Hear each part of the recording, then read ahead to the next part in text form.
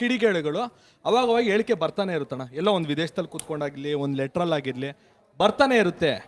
ನನಗೆ ನನ್ನಂತೆ ಎಷ್ಟೋ ಜನ ಯುವಕರಿಗೆ ಅನಿಸೋಂಥದ್ದು ಏನು ಅಂದರೆ, ಎಲ್ಲೋ ಈ ಥರ ಈ ಘಟನೆಗಳು, ಈಗ RSS ಬ್ಯಾನ್ ಆಗಿರಲಿ, ಈ ಥರ ವಿಚಾರ ಎತ್ಕೊಂಡು ಕಾಂಗ್ರೆಸ್ಸಿಗರು ಮಹಾನ್ ನಾಯಕರು ಅನ್ಸ್ಕೊಂಡವರು ಎಲ್ಲ ವೈಯಕ್ತಿಕವಾಗಿ ಬೆಂಬಲ ಕೊಡ್ತಿದ್ದಾರೆ ಅಂತ ನನಗೆ ನೇರವಾಗಿ ಅನಿಸ್ತಿದೆ.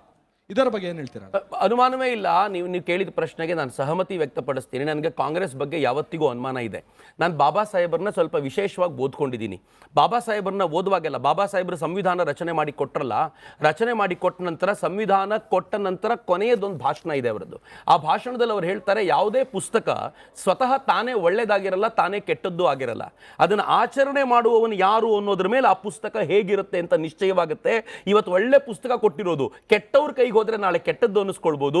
ಇದನ್ನೇ ಒಳ್ಳೆಯವ್ರ ಕೈಯಲ್ಲಿ ಕೊಟ್ಟರೆ ಈ ಪುಸ್ತಕ ಒಳ್ಳೇದು ಅಂತ ಅನ್ನಿಸ್ಕೊಳ್ಬಹುದು. ಇದು ಅವ್ರ ಮೇಲೆ ಡಿಪೆಂಡ್ ಆಗಿದೆ ಅಂತ ಹೇಳಿ ಒಂದು ಮಾತನ್ನು ಏನು ಹೇಳ್ತಾರೆ ಗೊತ್ತಾ?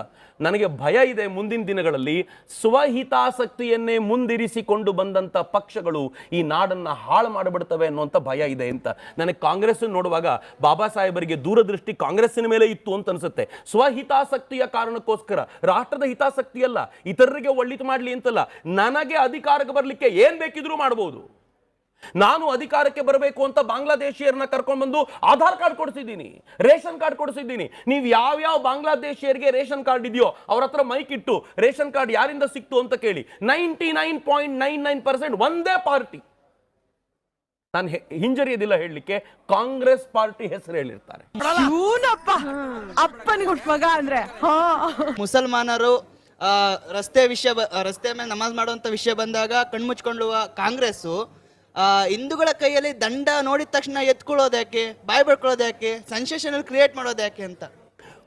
ಒಂದು, ಅವರಿಗೆ ಹಿಂದೂಗಳ ಒಗ್ಗಟ್ಟು ಸಹಿಸಿಕೊಳ್ಳಿಕ್ಕಾಗ್ತಿಲ್ಲ. ಹಿಂದೂಗಳು ಯಾವಾಗ ಒಗ್ಗಟ್ಟಾಗಿ ಕಾಣ್ತಾರೋ ಆಗೆಲ್ಲವೂ ಅವರುಗಳಿಗೆ ಅಧಿಕಾರ ಕಳೆದುಕೊಳ್ಳುವಂತ ಭಯ. ಹೀಗಾಗಿ ಹಿಂದೂಗಳನ್ನ ಡಿವೈಡ್ ಮಾಡ್ತಾ ಇರಬೇಕು. ಲಿಂಗಾಯತರು ಮತ್ತು ವೀರಶೈವರು ಎಷ್ಟು ವರ್ಷಗಳಿಂದ ಒಂದೇ ಆಗಿದ್ದಾರೆ, ಈಗ ಯಾಕೆ ಬೇರೆ ಆದ್ರು? ಯಾರಿದು ಕುಮ್ಮಕ್ಕು ಕೊಟ್ರು? ಆಯ್ತಪ್ಪ, ಇದಕ್ಕೆ ಕುಮ್ಮಕ್ಕು ಇಂಥವ್ರು ಕೊಡ್ತಾ ಇದ್ದಾರೆ, ಸ್ವತಃ ಮುಖ್ಯಮಂತ್ರಿಗಳೇ ಮುಂದೆ ನಿಂತ್ಕೊಂಡು ಈ ಕೆಲಸ ಮಾಡ್ತಾ ಇದ್ದಾರೆ ಅಂತ ಕಾಡಸಿದ್ದೇಶ್ವರ ಸ್ವಾಮಿಗಳು ಹೇಳಿದ್ದಕ್ಕೆ ಅವ್ರಿಗೆ ಕೊಟ್ಟಂತ ಉಡುಗೊರೆ ಏನು? ಕಾಡಸಿದ್ದೇಶ್ವರ ಸ್ವಾಮಿಗಳಿಗೆ ಬಿಜಾಪುರಕ್ಕೆ ಎಂಟ್ರಿ ಇಲ್ಲ ಅನ್ಲಾಯ್ತು. ಅವ್ರಿಗೆ ಅಧಿಕೃತವಾಗಿ ಆರ್ಡರ್ ಕೊಡಲಾಗಿದೆ, ಇವತ್ತೇ ಪ್ರಾಬಬಲಿ ಸಿಕ್ಕಿರಬೇಕು ಅವರಿಗೆ, ನಿಮಗೆ ಬಿಜಾಪುರಕ್ಕೆ ಎಂಟ್ರಿ ಕೊಡೋದಿಲ್ಲ. What does it mean? ಒಬ್ಬ ಸ್ವಾಮೀಜಿಗೆ ಎಂಟ್ರಿ ಕೊಡೋದಿಲ್ಲ ಅಂತ ಹೇಳಿದರೆ ಮುಖ್ಯಮಂತ್ರಿಗಳ ವಿರುದ್ಧ ಹೇಳಿರುವಂತ ಒಂದು ಮಾತನ್ನು ಸಹಿಸಿಕೊಳ್ಳಿಕ್ಕೆ ಆಗೋದಿಲ್ವಾ ನಿಮಗೆ? ಯಾಕೆ ಅಂತಂದ್ರೆ ನಿಮಗೆ ಜಾತಿಗಳಲ್ಲಿ ಹಿಂದೂಗಳನ್ನ ಜಾತಿಗಳಲ್ಲಿ ಹೊಡಿಬೇಕು ಅಂತಿದೆ, ಮುಸಲ್ಮಾನರನ್ನ ಒಗ್ಗೂಡಿಸಬೇಕು ಅಂತಿದೆ. ನೀವು ಜಾತಿ ಗಣತಿಗೆ ಹೋದ್ರೆ ಹಿಂದೂಗಳಲ್ಲಿರುವಂತ ಎಲ್ಲ ಜಾತಿಗಳನ್ನ ಪಟ್ಟಿ ಮಾಡ್ತಾರೆ, ಮುಸಲ್ಮಾನರು ಮಾತ್ರ ಒಂದ್ ಯಾಕೆ ಹಾಕ್ತಾರೆ? ಅವರಲ್ಲಿ ಏನ್ ಜಾತಿಗಳಿಲ್ವಾ? ಅವರಲ್ಲೇನು ಹಿಂದುಳಿದವರಿಲ್ವಾ? ಅವರಲ್ಲೇನು ಅಸ್ಪೃಶ್ಯರು ಅಂತ ಕರೆಸ್ಕೊಳ್ಳುವಂತ ಅರ್ಜಾಲ್ಗಳಿಲ್ವಾ? ಒಬ್ಬ ಸ್ವಯಂ ಸೇವಕನಿಗೆ ನಿನಗೆ ಸನಾತನ ಧರ್ಮ ಮೊದಲ ಅಥವಾ ಈ ರಾಷ್ಟ್ರ ಮೊದಲ ಆಯ್ಕೆನಾ ಅಂತ ಕೇಳಿದಾಗ ಆತನ ಆಯ್ಕೆ ಏನಾಗಿರುತ್ತೆ? ನಿನಗೆ ನಿನ್ನ ತಾಯಿ ಮೊದಲ, ಭಾರತ ಮಾತೆ ಮೊದಲ ಅಂತ ಕೇಳಿದ್ರೆ ಹೈಪೋಥೆಟಿಕಲ್ ಕ್ವೆಶ್ಚನ್, ಏನಂತ ಉತ್ತರ ಕೊಡ್ತೀಯಾ? ನಾನು ಭಾರತ ಮಾತೆಯನ್ನು ನನ್ನ ತಾಯಿ ರೂಪದಲ್ಲಿ ನಾನು ನೋಡ್ತೀನಿ. ಈಗ ನಿನ್ನ ತಾಯಿ ಮುಖ್ಯನೋ ಭಾರತ ಮಾತೆ ಮುಖ್ಯನೋ?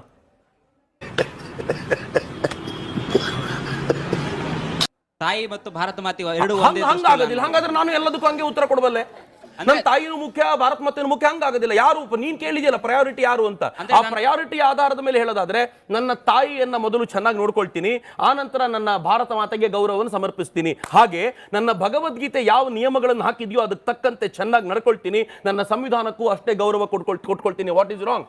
ಕೇವಲ ಸಂವಿಧಾನ ವಿರೋಧಿ ಮಾತ್ರವಲ್ಲ, ಅಭಿವೃದ್ಧಿ ವಿರೋಧಿ ಕೂಡ RSS. ಯಾಕಂದ್ರೆ ಇದು ಇತ್ತೀಚೆಗೆ ಕಾಂಗ್ರೆಸ್ನ ಸೋಷಿಯಲ್ ಮೀಡಿಯಾದಲ್ಲಿ ಹರಿಬಿಟ್ಟ ರೀಲ್ನಿಂದ ಚರ್ಚೆಗೆ ಒಳಪಟ್ಟಿರೋದು. ಬೇರೆ ದೇಶಗಳಲ್ಲಿ, ಅದರಲ್ಲೂ ಚೀನಾ, ಜಪಾನ್ ರೀತಿಯ ದೇಶಗಳಲ್ಲಿ ಚಿಕ್ಕ ಚಿಕ್ಕ ಮಕ್ಕಳ ಕೈಯಲ್ಲಿ ಟೆಕ್ನಾಲಜಿಯನ್ನ ಕೊಟ್ರೆ, ಇಲ್ಲಿ ಪುಟ್ಟ ಮಕ್ಕಳ ಕೈಗೆ ದಂಡ ಕೊಟ್ಟು ತಲೆಗೆ ಟೋಪಿ ಹಾಕ್ತಿದೆ RSS. ಟೋಪಿ ಹಾಕೋದು ಯಾರು ಅಂತ ಗೊತ್ತಿದೆ ಎಲ್ರಿಗೂ. ಟೋಪಿ ಹಾಕೊಂಡು ಬೆಳಗಿನ ಜಾವ 4:30-5 ಗಂಟೆಗೆ ಮಕ್ಕಳನ್ನ ಓದಲಿಕ್ಕೆ ಅಂತ ಕರ್ಕೊಂಡೋಗಿ ಮದರಸಾಗಳಲ್ಲಿ ಅಧ್ಯಯನ ಮಾಡಿಸ್ತಾ, ಮದರಸಾದಲ್ಲಿ ಯಾರ್ಯಾರು ಓದ್ತಾರೋ ಅವರ ಕೈಗೆ ಒಂದು ಕೈಯಲ್ಲಿ ಕುರಾನ್, ಇನ್ನೊಂದು ಕೈಯಲ್ಲಿ ಕಂಪ್ಯೂಟರ್ ಕೊಡಬೇಕು ಅಂತ ಮೊದಲ ಬಾರಿಗೆ ಹೇಳಿದ್ದು ಈ ದೇಶದ ಪ್ರಧಾನಮಂತ್ರಿ ನರೇಂದ್ರ ಮೋದಿ ಅವರು. ಅದನ್ನು ವಿರೋಧಿಸಿದ ಯಾರು ಮಾಡ್ತಾರೆ ಈ ಕೆಲಸವನ್ನ? ಯಾರು ಈ ದೇಶದಲ್ಲಿ ಹುಚ್ಚಪಟ್ಟೆ ಸಂಘದ ಶಾಖೆಯಿಂದ ಆಚೆ ಬಂದವರು, ಅವರು ಕೊಲೆಗಡುಕರಾದ್ರು, ಅವರು ರೇಪಿಸ್ಟ್ಗಳಾದ್ರು, ಅವರು ಹಾಳಾಗೋದ್ರು, ಈ ಥರದ್ದು ಇಲ್ವೇ ಇಲ್ಲ. ಆದರೆ ಈ ನಾಡಿನಲ್ಲಿ ತುಂಬ ಜನ ಯಾರ್ಯಾರು ಅನವಶ್ಯಕ ಕೆಲಸ ಮಾಡ್ತಿದ್ದಾರೋ ಅವ್ರು ಯಾವ ಕಮ್ಯುನಿಟಿಗೆ ಸೇರಿದವರು ಅಂತ ಸ್ಪಷ್ಟವಾಗಿ ಗೊತ್ತಾಗುತ್ತೆ. ಯಾರನ್ನ ಕಾಂಗ್ರೆಸ್ ಬೆಂಬಲಿಸ್ಕೊಂಡು ನಿಂತಿದೆಯೋ ಅದೇ ಕಮ್ಯುನಿಟಿಯವರು. Do you mean to say ಮದ್ರಸಾ ಕಳಿಸೋದು ತಪ್ಪು ಅಂತ? 100 ವರ್ಷ ರಾಷ್ಟ್ರದ ಸಮಗ್ರತೆ, ಏಕತೆ ಮತ್ತು ಶಿಸ್ತು ಕಾಪಾಡಲ್ಲಿ RSS ತುಂಬ ಪ್ರಮುಖ ಪಾತ್ರ ವಹಿಸುತ್ತೆ. ಇವಾಗ ಪ್ರಿಯಾಂಕ ಖರ್ಗೆ ಅವರಿಗೆ RSSನ ಬ್ಯಾನ್ ಮಾಡಬೇಕು ಅಂತ ಪರಿಕಲ್ಪನೆ ಬಂದಿದ್ದು ಯಾವ್ದಾದ್ರು ಒಂದು ಧರ್ಮನ ಮೆಚ್ಚಿಸಲಿಕ್ಕ ಅಥವಾ ಏನಕ್ಕೆ ಈ ಪರಿಕಲ್ಪನೆ ಅವ್ರ ತಲೆಗೆ ಬಂತು ಅಂತ? ನಾನು ಆಗ್ಲೇ ಹೇಳದಂತೆ ಅವ್ರಿಗೆ ಅಧಿಕಾರ ಬೇಕು ಅಷ್ಟೇ. ಐದರ್ CM ಕುರ್ಚಿ ಪಡ್ಕೋಬೇಕು ಅಥವಾ ಯಾರೋ BJP ವಕ್ತಾರ ಹೇಳಿದಂತೆ ಅವರ IT ಮಿನಿಸ್ಟರ್ನಾದರೂ ಉಳಿಸ್ಕೊಳ್ಬೇಕಾಗಿರುವಂಥ ಅನಿವಾರ್ಯತೆ ಬಂದಿದೆ. ಕಾಂಗ್ರೆಸ್ನಲ್ಲಿ ಒಂದು ಅಘೋಷಿತವಾದ ನಿಯಮವಿದೆ. ಯಾರು ಹಿಂದೂ ಧರ್ಮವನ್ನು ಬೈತಾರೋ, ಯಾರು RSS ಅನ್ನು ಬೈತಾರೋ ಅಂಥವ್ರು ಬಹಳ ಬೇಗ ರೈಸ್ ಆಗಿಬಿಡ್ತಾರೆ. ಈಗ ಇಲ್ಲೂ ಕರ್ನಾಟಕದಲ್ಲಿ ಯಾರಾದರೂ ತುಂಬ ಹಿಂದುತ್ವವಾದಿಗಳು ಅಂತ ಅನಿಸಿದ್ರೆ ಅವ್ರನ್ನ ಬೈದ ತಕ್ಷಣ ಆ ವ್ಯಕ್ತಿಗೆ ಇದ್ದಕ್ಕಿದ್ದಂತೆ ಗೌರವ ಸಿಗಲಿಕ್ಕೆ ಶುರುವಾಗುತ್ತೆ ಕಾಂಗ್ರೆಸ್ನಲ್ಲಿ. ಇವ್ರನ್ನ ಬೈದ ಅಂತ ಅದೊಂದು ರೂಢಿ ಮಾಡ್ಕೊಂಡು ಬಿಟ್ಟಿದ್ದಾರೆ, ಒಂದು ದಂಧೆ ಅವರಿಗೆ. ಈಗ ಶಾಖೆಗಳು ನಡೆಯೋದು ಬೆಳಗ್ಗೆ 6ರಿಂದ 7:30, 5ರಿಂದ 5:30ಇಂದ ಸಂಜೆ 7:00ವರೆಗೂ ನಡುತ್ತೆ. ಇದರಿಂದ ಯಾವ ಸಾರ್ವಜನಿಕರಿಗೂ ತೊಂದರೆ ಆಗೋದಿಲ್ಲ. ಅಲ್ಲಿನ ಮೈದಾನಗಳು ಆವಾಗ ಒಂದು ವಿಶಾಲವಾಗಿರುತ್ತೆ ಮತ್ತು ಯಾವ ತೊಂದರೆನೂ ಇರೋದಿಲ್ಲ, ಶಾಖೆ ಮಾಡ್ತಾರೆ. ಇದರಿಂದ ಸರ್ಕಾರಕ್ಕೆ ಏನು ತೊಂದರೆ ಅಂತ ನಾನು ಕೇಳೋದು ಸರ್. ಇದನ್ನು ಈ ಮೂಲಕ ಪ್ರಿಯಾಂಕ್ ಖರ್ಗೆ ಅವರಿಗೆ ಕೇಳೋಣ. ಇದನ್ನು ಯಾರಿಗೂ ತೊಂದರೆ ಕೊಡದಂತೆ ತಂಪಾಡಿಗೆ ತಾವು ಶಾಖೆ ಮಾಡ್ಕೊಳ್ಳೋದ್ರಿಂದ ನಿಮಗೇನು ಪ್ರಾಬ್ಲಮ್ ಆಯಿತು? ಏನೂ ಪ್ರಾಬ್ಲಮ್ ಇಲ್ಲ, ಅವ್ರಿಗೇನು ಪ್ರಾಬ್ಲಮ್ ಇಲ್ಲ. ಅವ್ರಿಗೆ ಪ್ರಾಬ್ಲಮ್ ಇರೋದು ಒಂದೇ ಒಂದು ಏನು ಅಂತಂದರೆ ಹಿಂದೂಗಳು ಸಂಘಟಿತರಾಗ್ಬಿಡ್ತಾರೆ ಅಂತ, ಹಿಂದೂಗಳು ಒಟ್ಟಾಗ್ಬಿಡ್ತಾರೆ, ಜಾತಿ ಮತ ಪಂಥಗಳನ್ನು ಮೀರ್ತಾರೆ. ಅವ್ರಿಗಿರೋದು ಒಂದೇ ಒಂದು. RSSನ ಶಾಖೆಗಳಿಗೆ ಬರೀ ಬ್ರಾಹ್ಮಣರು ಮಾತ್ರ ಬಂದಿದ್ದರೆ ಟೆನ್ಷನ್ ಆಗಿರ್ತಿರ್ಲಿಲ್ಲ ಅವ್ರಿಗೆ. ಬರೀ ಗೌಡ್ರು ಮಾತ್ರ ಹೋಗಿದ್ದರೆ, ಗೌಡ್ರದೇ ಶಾಖೆ ಬೇರೆ ಇದ್ದಿದ್ರೆ ಟೆನ್ಷನ್ ಇರಲಿಲ್ಲ. ಲಿಂಗಾಯತರದೇ ಶಾಖೆ ಬೇರೆ ಇದ್ದಿದ್ರೆ ಟೆನ್ಷನ್ ಇರಲಿಲ್ಲ. ದಲಿತರ ಶಾಖೆ ಬೇರೆ ಇದ್ದಿದ್ರೆ ಟೆನ್ಷನ್ ಇರಲಿಲ್ಲ. ಅಲ್ಲಿ ಎಲ್ಲ ಜಾತಿಗಳು ಒಟ್ಟಾಗಿ ಒಂದು ಧ್ವಜಕ್ಕೆ ಪ್ರಣಾಮ ಸಲ್ಲಿಸ್ತಾರಲ್ಲ, ಅಲ್ಲಿ ಪ್ರಾಬ್ಲಮ್ ಇದೆ. ಪಟೇಂಗೆ ತೋ ಕಟೇಂಗೆ ಅಂತ ತತ್ವವನ್ನ ಸಾರಿಸುವಂತಹ ಬಿಜೆಪಿ ಇದೀಗ ಕೇಂದ್ರದ ಮಟ್ಟದಲ್ಲಿ ಜಾತಿ ಸಮೀಕ್ಷೆಯನ್ನ ಮಾಡ್ಲಿಕ್ಕೆ ಹೊರಟ್ಬಿಟ್ಟಿದೆ. ಅದೇ ಸಮೀಕ್ಷೆಯನ್ನ ರಾಜ್ಯದಲ್ಲಿ ಮಾಡ್ಲಿಕ್ಕೆ ಹೊರಟ್ರೆ ಅದು ತಪ್ಪು ಅನ್ನೋ ರೀತಿಯಲ್ಲಿ ಪೋಟ್ರೆ ಆಗ್ತಾ ಇದೆ. ಈ ಜಾತಿಯ ಹೆಸರಲ್ಲಿ ಗಣನೆ ಆಗೋದು, ಜಾತಿಯ ಹೆಸರಲ್ಲಿ ರಿಸರ್ವೇಷನ್ ಪ್ರಾತಿನಿಧ್ಯ ಸಿಗೋದು, ಅದು ಒಳಿತ ಕೆಡುಕ ಅಂತ ಹೇಳಿ. ಜಾತಿಯ ಹೆಸರಿನಲ್ಲಿ ಪ್ರಾತಿನಿಧ್ಯ ಸಿಗಬೇಕಾ ಅಂತ ಕೇಳಿದ್ರೆ ಡೆಫಿನೆಟ್ಲಿ ಸಿಗಬೇಕು. ಯಾರಿಗೋಸ್ಕರ? ಯಾರನ್ನ ಮುಖ್ಯವಾಹಿನಿಗೆ ಸೇರದಂತೆ ಸುದೀರ್ಘ ಕಾಲ ತಡ್ಕೊಂಡು ಬಂದಿದ್ರೋ ಉಳಿದವರೆಲ್ಲರೂ ಕೂಡ ಅವ್ರನ್ನ ಕರ್ಕೊಂಡು ಬರ್ಲಿಕ್ಕೋಸ್ಕರ ಬೇಕು. ಹೀಗಾಗಿ ಈ ದೇಶದಲ್ಲಿ ಅಸ್ಪೃಶ್ಯರಿಗೆ ಒಂದು ಮೀಸಲಾತಿ ಬೇಕು ಅಂತ ಬಾಬಾ ಸಾಹೇಬರು ಫೈಟ್ ಮಾಡಿದ್ರು, ಅದನ್ನ ಪಡ್ಕೊಂಡ್ರು, ಸಂವಿಧಾನದಲ್ಲಿ ಸೇರಿಸಿದ್ರು. ಅದನ್ನ 10 ವರ್ಷಗಳಿಂದ ಪ್ರತಿ ವರ್ಷ ಅದನ್ನು ವಿಸ್ತಾರ ಮಾಡ್ತಾ ಹೋಗ್ತಿದ್ದೀವಿ. ಯಾಕೆ ಅಂತಂದ್ರೆ ಸುದೀರ್ಘ ಕಾಲ ಅವ್ರಿಗೆ ಸಿಗಬೇಕಾಗಿರುವಂಥ ಸವಲತ್ತುಗಳಿಂದ ವಂಚಿತಗೊಳಿಸಿದ ನಂತರ ಅವ್ರನ್ನ ಒಂದು ಪ್ಲಾಟ್ಫಾರ್ಮಿಗೆ ಜೊತೆಯಲ್ಲಿ ಕರ್ಕೊಂಡು ಬರೋದು ಸಮಾಜದ ಇತರೆಲ್ಲರ ಅಗತ್ಯ, ಅದು ಇತರೆಲ್ಲರ ಜವಾಬ್ದಾರಿ, ಇತರೆಲ್ಲರ ಹೊಣೆಗಾರಿಕೆ. ಅದನ್ನು ನಾವು ಮಾಡಬೇಕು. ಈಗಾಗ ಅದು ಅಗತ್ಯ ಇದೆ. ಜಾತಿ ಗಣತಿ ಆ ದೃಷ್ಟಿಯಿಂದ ನಾನು ಖಂಡಿತವಾಗಿ ಒಪ್ತೀನಿ. ಮೋದಿ ಅವರು ಕೇಂದ್ರ ಸರ್ಕಾರದ ಅಡಿಯಲ್ಲಿ ನಾವು ಗಣತಿ ಮಾಡ್ತೀವಿ ಅಂತಂದ್ರೆ ಅದು ಸ್ವಾಗತಾರ್ಹ. ಅದೇ ಗಣತಿಯನ್ನು ಸಿದ್ದರಾಮಯ್ಯನವರು ಮಾಡ್ತಾರೆ ಅಂತಂದ್ರೆ ಅದಕ್ಕೆ ವಿರೋಧ. ಇದ್ಯಾವ ಲೆಕ್ಕ ಅಂತ ಅಲ್ಲ, ನಾನು ಸಿದ್ದರಾಮಯ್ಯನವರ ಇಂಟೆನ್ಷನ್ ಬಗ್ಗೆ ಮಾತಾಡ್ತಿದ್ದೀನಿ. ನಾನು ಹೇಳಿದ್ನಲ್ಲ, ಜಾತಿ ಗಣತಿ ಆಗಬೇಕು. ನಾನು ಒಪ್ಪಿಕೊಂಡೆ ಅದನ್ನು. ಜಾತಿ ಗಣತಿ ಯಾವ ಕಾರಣಕ್ಕೆ ಆಗಬೇಕು? ಸಮಾಜಕ್ಕೆ ನಾವು ಕೊಡ್ತಾ ಇರೋದು, ಉದಾಹರಣೆಗೆ 5,000 ಕೋಟಿ ರೂಪಾಯಿ ಯಾವುದೋ ಒಂದು ಸಮುದಾಯಕ್ಕೆ ಕೊಡ್ತಾ ಇದ್ದೀವಿ. ಆ ಸಮುದಾಯದ ಜನ ಜಾಸ್ತಿ ಇದ್ದಾರೆ, ಅಷ್ಟು ಸಾಕಾಗೋದಿಲ್ಲ ಅಂದಾಗ ಅದನ್ನು 10,000 ಕೋಟಿಗೆ ಏರಿಸಬೇಕು. ಆದರೆ ನಂಬರ್ ಎಲ್ಲಿದೆ ನಮ್ಮ ಹತ್ರ? ಆ ನಂಬರ್ ನಮ್ಗೆ ಗೊತ್ತಾಗಬೇಕಾಗಿರುವಂತ ಅಗತ್ಯ ಇದೆ. ಆ ಸಮುದಾಯಕ್ಕೆ ಜಾಸ್ತಿ ಬೇಕು ಅಂತಂದ್ರೆ.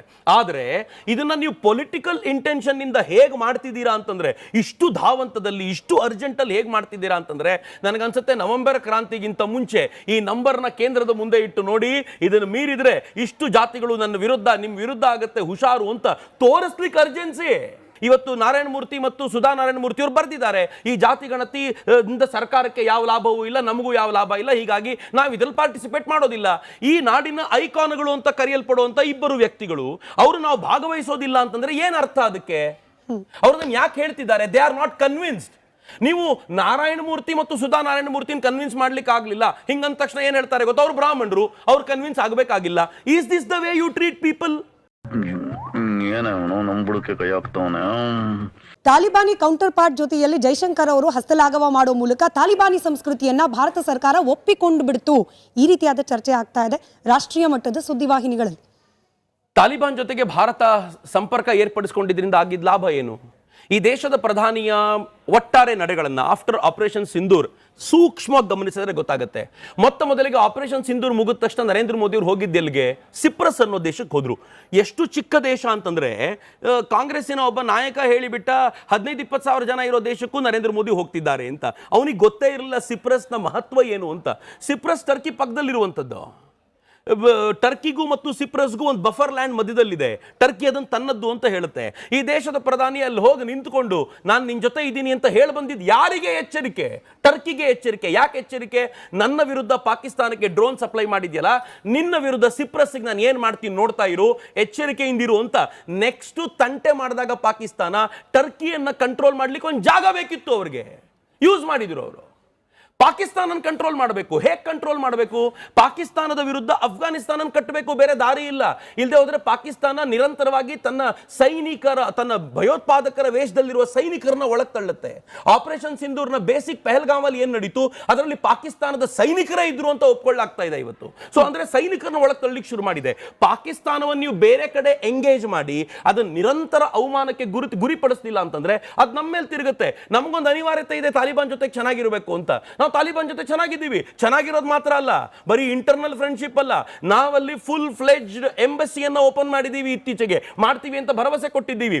ಅಲ್ಲಿ ತಾಲಿಬಾನ್ನ ವಿದೇಶಾಂಗ ಸಚಿವ ಭಾರತಕ್ಕೆ ಬಂದು ಏನು ಹೇಳ್ತಾನೆ ಗೊತ್ತಾ? ಪಾಕಿಸ್ತಾನದವರು ನಮ್ಮ ಜನರನ್ನು ಕೊಲ್ತಾರೆ, ಭಾರತದವರು ನಮ್ಗೆ ಆಂಬ್ಯುಲೆನ್ಸ್ ಕಳಿಸ್ತಾರೆ, ನಾವು ಯಾರ ಜೊತೆಗಿರಬೇಕು? ಸೊ ಟು ಬಿ ಪ್ರಿಸೈಸ್, ಮುಸಲ್ಮಾನರನ್ನ ಪ್ರೀತಿಸೋದೇ ಆದ್ರೆ ಕಾಂಗ್ರೆಸ್ ಇವತ್ತು ಭಾರತ ಸರ್ಕಾರನ ಅಭಿನಂದಿಸಬೇಕು. ಮುಸಲ್ಮಾನರನ್ನು ಉಳಿಸ್ತಾ ಇದ್ದೀರಾ ನೀವಲ್ಲಿ ಅಂತ. ಆದ್ರೆ ಅವ್ರಿಗೆ ಅದಲ್ಲ, ಅವರಿಗೆ ಮುಸಲ್ಮಾನರ ಮೇಲೆ ಪ್ರೀತಿ ಅಲ್ಲ, ಪಾಕಿಸ್ತಾನದ ಮೇಲೆ ಪ್ರೀತಿ ಅವರಿಗೆ. ಹಿಂಗಾಗಿ but I have not completed. ಇನ್ನೊಂದು ಮಜಾ ಇದೆ.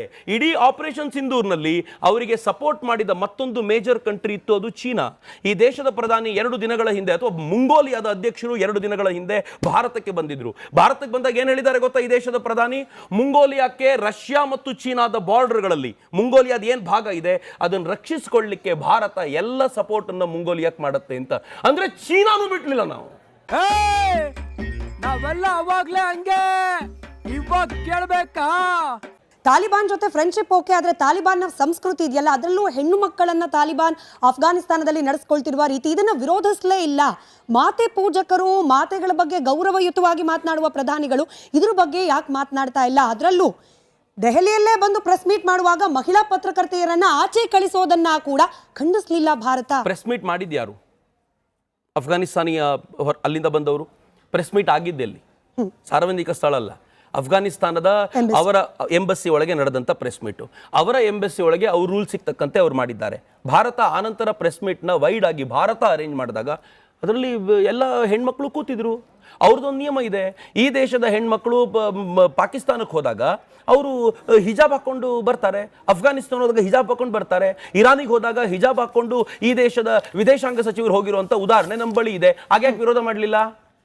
ಆಯ್ತಪ್ಪ, ನೀವು ಅವ್ರನ್ನ ಸೇರಿಸದೇ ಇರೋದಕ್ಕೆ ವಿರೋಧ ಮಾಡ್ತೀರಾ. ಇಲ್ಲಿ ಬುರ್ಕಾ ಹಾಕೊಂಡು ಹೆಣ್ಮಕ್ಳು ತಿರುಗಾಡಬೇಕು ಅಂತ ಹೇಳ್ತಾರಲ್ಲ, ಅದನ್ನ ಯಾಕೆ ವಿರೋಧ ಮಾಡೋದಿಲ್ಲ? ಮೋದಿ ಮ್ಯಾಜಿಕ್, ಮೋದಿ ಮೇನಿಯಾ ಅವೆಲ್ಲವೂ ಕೂಡ ಕ್ಷೀಣಿಸ್ತಾ ಇದೆ ಅಂತ ನಿಮ್ಗೆ ಅನ್ನಿಸ್ತಾ ಇದೆ ಅನ್ನೋ ಪ್ರಶ್ನೆಗಳ ಚರ್ಚೆಗೆ ಒಳಪಡ್ತಾ ಇದೆ. ಆದ್ರೆ ವಾಟ್ ನೆಕ್ಸ್ಟ್ ಮೋದಿ ಅನ್ನೋದು ಕೂಡ ಚರ್ಚೆ ಪ್ರಾರಂಭ ಆಗ್ತಾ ಇದೆ.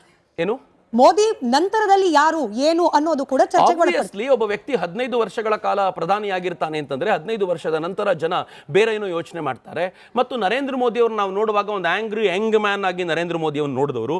ನರೇಂದ್ರ ಮೋದಿ ಮಾತನಾಡ್ತಾ ಇರುವಾಗ ಆಂಗರ್ ಕಾಣಿಸ್ತಿತ್ತು, ಅವೆಲ್ಲ ಹಂಗೆ ನೋಡ್ತಾ ಇದ್ವಿ ನಾವು. ಬಟ್ ಈಗ ನರೇಂದ್ರ ಮೋದಿ ಜಾಗತಿಕ ಮಟ್ಟದ ನಾಯಕರಾಗಿ ಬೆಳೆದ ನಂತರ ಹಾಗೆ ಬಿಹೇವ್ ಮಾಡ್ಲಿಕ್ಕೆ ಆಗೋದಿಲ್ಲ. ಅವರು ಬೇರೆ ಬೇರೆ ದಿಕ್ಕಲ್ಲಿ 108 ಕೆಲಸಗಳನ್ನ ಮಾಡ್ತಾ ಇದ್ರು. ಜಾಗತಿಕ ವಿಚಾರ ಬಂದಾಗ ಅವರೊಂದು ಕೂಲ್ ಹೆಡೆಡ್ ಆಗಿ ಅವ್ರೇನ್ ಹ್ಯಾಂಡಲ್ ಮಾಡದಂತೆ ಕಾಣ್ತಾರೆ. ಆ ಕಾರಣಕ್ಕೋಸ್ಕರ ಬಹಳ ಜನ ಹಾಟ್ ಬ್ಲಡೆಡ್ ಹುಡುಗರಿಗೆ ನರೇಂದ್ರ ಮೋದಿ ನಂತರ ಮತ್ತೊಬ್ಬ ಸ್ಟ್ರಾಂಗ್ ಪರ್ಸನಾಲಿಟಿ ಬೇಕು ಅಂತ ಅನಿಸಿದ್ದಿರ್ಬೋದು.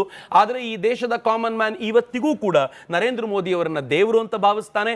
ಇನ್ನೂ ಇದ್ರೆ, ಈಗ ನನ್ನನ್ನೇ ಕೇಳಿದ್ರೆ ಪ್ರಾಬಬ್ಲಿ ಕಳೆದ 1 ವರ್ಷದ ವೇಳೆಗೆ ನಾನು 15 ಆದ್ಮೇಲೆ ನರೇಂದ್ರ ಮೋದಿ ಬಿಟ್ಕೊಡ್ಬೋದು ಅನ್ನೋ ಭಾವನೆಯಲ್ಲಿದ್ದೆ. ಬಟ್ ಈಗ ಕೇಳಿದ್ರೆ ಇನ್ನು 10 ವರ್ಷ ನರೇಂದ್ರ ಮೋದಿ ಇರಬೇಕು ಅಂತ ಅನ್ಸುತ್ತೆ. ಬಿಕಾಸ್ ಆಪರೇಷನ್ ಸಿಂಧೂರ್ನ ಮನುಷ್ಯ ಹ್ಯಾಂಡಲ್ ಮಾಡಿದ ಸ್ಟೈಲ್ ನೋಡಿದ್ರೆ ಪಾಕಿಸ್ತಾನ ಚೂರ್ ಆಗುವವರೆಗೂ, ಚೀನಾ ತೆಪ್ಪಗೆ ಬಿದ್ದಿರೋವರೆಗೂ ನರೇಂದ್ರ ಮೋದಿ ಭಾರತವನ್ನ ಲೀಡ್ ಮಾಡಬೇಕು ಅಂತ ಅನ್ಸುತ್ತೆ. ಇದು ನನಗೊಬ್ಬನಿಗೆ ಮಾತ್ರ ಅಲ್ಲ. ಅದೇನ್ ಮಾತಂತ ಹೇಳಿದ್ರಿ ಸರ್ ನೀವು? Really hats off sir, hats off. ಯಾವ ಜೆನ್ಜಿ ಬಗ್ಗೆ ನಾವು ಮಾತನಾಡ್ತಿದ್ವೋ ಆ ಜೆನ್ಜಿ ಹಿಂಗೆ ಹೇಳುತ್ತೆ. ಯಾವ ಜೆನ್ಜಿಯ ಕುರಿತಂತೆ ಕಾಂಗ್ರೆಸ್ಸಿಗೆ ಬಹಳ ದೊಡ್ಡ ಕಲ್ಪನೆ ಇತ್ತೋ, ನೇಪಾಳದಲ್ಲಿ ಹೆಂಗಾಯ್ತೋ ಹಂಗೆ ಮಾಡ್ಬಿಡ್ತಾರೆ ಅಂತ ಅನ್ಕೊಂಡಿದ್ರು. ಅವರು ಎಲ್ಲ ಫೀಡ್ ಮಾಡಿ ಲಡಾಖ್ನಲ್ಲಿ ಶುರು ಮಾಡಿದ 2ನೇ ದಿನ ಪ್ರೊಟೆಸ್ಟ್ಗಳು ನಿಂತೋದ್ವು, ಎಲ್ಲ ಸೈಲೆಂಟ್ ಆಗೋಯ್ತು, ಏನೂ ಸುದ್ದಿ ಇಲ್ಲ. ಇಡೀ ದೇಶದಲ್ಲಿ ಜೆನ್ಜಿ ಕಾಂಗ್ರೆಸ್ಸಿನ ಪರವಾಗಿ ಪ್ರೊಟೆಸ್ಟಿಗೆ ಬರ್ಲಿಕ್ಕೆ ಸಾಧ್ಯ ಇಲ್ಲ. ಯಾಕೆ ಅಂತಂದ್ರೆ ಕಾಂಗ್ರೆಸ್ಸಿನ ನೇತೃತ್ವವನ್ನೇ ಒಪ್ಪಿಕೊಳ್ಳಿಕ್ಕೆ ಜೆನ್ಜಿ ತಯಾರಿಲ್ಲ. ಒಂದು ಸೆಕ್ಯುಲರ್ ರಾಷ್ಟ್ರವಾದ ಭಾರತಕ್ಕೆ ಒಬ್ಬ ಖಟ್ಟರ್ ಹಿಂದುತ್ವವಾದಿ ಯೋಗಿ ಪ್ರಧಾನಿ ಆಗ್ಲಿಕ್ಕೆ ಸಾಧ್ಯವಾ ಅಂತ ಹೇಳಿ. ನನಗೆ ಗೊತ್ತು ಬಹಳ ದೂರದ ಪ್ರಶ್ನೆ ಕೇಳ್ತಿದ್ದೀನಿ, ಬಟ್ ಸ್ಟಿಲ್ ಚರ್ಚೆಯಲ್ಲಿ ಇರೋದ್ರಿಂದ. ಬಟ್ ಒಂದೇ ಒಂದು ಏನು ಅಂತಂದ್ರೆ, ಯೋಗಿ ಆದ ನಂತರ ನೀವು ಹೇಳ್ತೀರಾ ಮೋದಿ ವಾಸ್ ಗುಡ್. ಇವತ್ತು ಯಾರ್ಯಾರು ಮೋದಿ ಸರಿ ಇಲ್ಲ ಅಂತ ಮಾತನಾಡ್ತಿದ್ದಾರೋ, ಮೋದಿ ಕಟ್ಟರಾದ್ರು ಅಂತ ಮಾತಾಡ್ತಿದ್ದಾರೋ, ಯೋಗಿ ಬಂದು ಕೂತ ತಕ್ಷಣ ಮೋದಿ ದೇವರಂತವರಾಗಿದ್ರು ಅಂತ 100% ಹೇಳ್ತಾರೆ. ಅಟಲ್ ಬಿಹಾರಿ ವಾಜಪೇಯಿ ಅವ್ರನ್ನ ಎಲ್ಲರೂ ಬೈತಾ ಇದ್ರು, ಆದರೆ ಮೋದಿ ಬಂದ್ಮೇಲೆ ಅಟಲ್ ಬಿಹಾರಿ ವಾಜಪೇಯಿ ಎಂಥ ದೇವರಂತವ್ರಪ್ಪ, ಈ ಮನುಷ್ಯ ಹೆಂಗಿದ್ದಾನೆ ಅಂತಾರೆ. ಇನ್ನು ಸ್ವಲ್ಪ ದಿನ ಭಾಳ ದೂರ ಇಲ್ಲ, ಯೋಗಿ ಬಂದು ಕೂತ ತಕ್ಷಣ ಹಿಂಗೆ ಹೇಳಲಿಕ್ಕೆ ಶುರು ಮಾಡ್ತಾರೆ, ಮತ್ತು ಆ ದಿನ ಭಾಳ ದೂರ ಇಲ್ಲ, ಬಂದೇ ಬರುತ್ತೆ. ಪ್ರತಿ ಬಾರಿ ರಾಜ್ಯದಲ್ಲಾಗ್ಲಿ ದೇಶದ ಚುನಾವಣೆಯಲ್ಲಾಗ್ಲಿ ನಿಮ್ಮ ಹೆಸರು ಬರ್ತಾನೆ ಇರುತ್ತೆ. ಚುನಾವಣೆಗೆ ಮಾಧ್ಯಮದಲ್ಲಿ ಚುನಾವಣೆಗೆ ಚಕ್ರವರ್ತಿ ಸುಲಿಬೆಲೆ ಅವರು ಸ್ಪರ್ಧಿಸ್ತಾರೆ ಅಂತ. ಅದು ನಿಜ ಆಗೋದು ಯಾವಾಗ ಅಣ್ಣ? ಏನಂತಂದರೆ, ಚುನಾವಣೆ is all together a different ಕೆಲಸ ಕಣಮ. ನಾನು ನಿಮ್ಮ ಜೊತೆ ಮಾತಾಡುವಷ್ಟು ಸುಲಭವಾಗಿ ಚುನಾವಣೆ ಎದುರಿಸ್ಲಿಕ್ಕೆ ಸಾಧ್ಯ ಇಲ್ಲ. ಯಾಕೆ ಅಂತ ನಾನು ಹೇಳ್ತೀನಿ. ಫಸ್ಟ್ ಆಫ್ ಆಲ್, ಭಾರತದ ಚುನಾವಣೆಯಲ್ಲಿ 2 ಪ್ರಮುಖವಾದ ಸಂಗತಿ ಇದೆ. ಒಂದು ಜಾತಿ, ಎರಡನೇ ದುಡ್ಡು. ಅಫ್ಕೋರ್ಸ್ ದುಡ್ಡಿಲ್ಲ, ಅದು ಗೊತ್ತಾಗುತ್ತೆ. ಚಕ್ರವರ್ತಿ ಹತ್ರ 100 ಕೋಟಿ ರೂಪಾಯಿ ಖರ್ಚು ಮಾಡಲಿಕ್ಕೆ ಸಾಧ್ಯ ಇಲ್ಲ, ಹಿಂಗಾಗಿ ಎಲೆಕ್ಷನ್ ಎದುರಿಸೋದು ಕಷ್ಟ. ಎರಡನೇ ಪ್ರಾಬ್ಲಮ್ ಏನಿದೆ ಗೊತ್ತಾ, ನಾನು ಹೋದ ತಕ್ಷಣ ಮೊದಲು ಕೇಳದೆ ನಿಮ್ಮ ಜಾತಿ ಯಾವುದು ಅಂತ. ಈಗ ನೀ ಹೇಳಿದ್ಯಲ್ಲಪ್ಪ ನನ್ನ ಜಾತಿ ಬ್ರಾಹ್ಮಣ ಅಂತ ಏನೋ ಹೇಳಿದೆ, ಸರಿ. ಈಗ ನನ್ನನ್ನು ಕೇಳೋದು ಏನು ಗೊತ್ತಾ, ನಿನ್ನ ಜಾತಿ ಯಾವುದು ಅಂತ ಫಸ್ಟ್ ಕೇಳ್ತಾರೆ. ಇಂಟ್ರೆಸ್ಟಿಂಗ್ಲಿ, ನಾನು ಕಳೆದ 25 ವರ್ಷಗಳಿಂದ ಸೋಷಿಯಲ್ ಆ್ಯಕ್ಟಿವಿಟೀಸ್ನಲ್ಲಿದ್ದೀನಿ, ಸಮಾಜದ ನಡುವೆ ಇದ್ದೀನಿ. ನನ್ನ ಜಾತಿ ಯಾವುದು ಅಂತ ಇವತ್ತಿಗೂ ಸಮಾಜಕ್ಕೆ ಗೊತ್ತಿಲ್ಲ. ಅವ್ರು ಹೇಳ್ತಾರೆ ನೀವು ಇಂಥ ಜಾತಿಯವ್ರನ್ನ ಇಲ್ಲ ಅಂತ ಹೇಳೋದಿಲ್ಲ. ಯಾಕೆ ಇಲ್ಲ ಅಂತ ಹೇಳೋದಿಲ್ಲ ಅಂತಂದ್ರೆ, ಇಲ್ಲ ಅಂತಂದ್ರೆ ನಾನು ಆ ಜಾತಿಗೆ ಅವಮಾನ ಮಾಡಿದಂತ, ನಾನು ಯಾಕೆ ಇಲ್ಲ ಅನ್ಬೇಕು? ನೀವು ಯಾವ ಜಾತಿ ಆದ್ರೂ ಹೇಳಿ. ನಮ್ ಪ್ರಕಾರ ಇಲ್ಲಿಗೆ ಪಂಚಾಯ್ತಿ ಕ್ಲೋಸ್, ಕೇಳ್ಕತ್ತ ನಾಟಕ ಬಂದ್.